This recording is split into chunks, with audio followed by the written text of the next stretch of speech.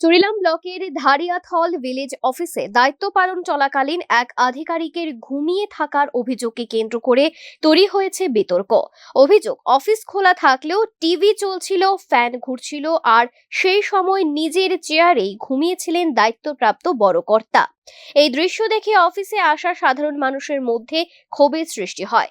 তাদের অভিযোগ, গুরুত্বপূর্ণ কাজে অফিসে এসেও দীর্ঘক্ষণ অপেক্ষা করতে হয় এবং প্রয়োজনীয় পরিষেবা পেতে ভোগান্তির শিকার হতে হয়।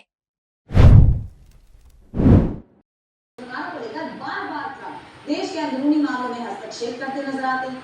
इसके अलावा ब्राजील ब्रिक्स का भी अहम सदस्य है और ब्रिक्स के खिलाफ ट्रंप के बयानों पर राष्ट्रपति लूला डा सिल्वा काफी मुखर रही।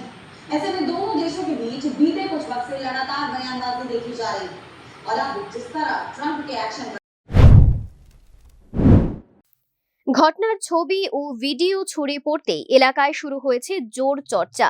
স্থানীয়দের দাবি, সরকারি দপ্তরে এই ধরনের দায়িত্বজ্ঞানহীন আচরণ কোনোভাবেই মেনে নেওয়া যায় না। বিষয়টির নিরপেক্ষ তদন্ত করে প্রয়োজনীয় ব্যবস্থা নেওয়ার দাবি জানিয়েছেন তারা। Bureau report, news now.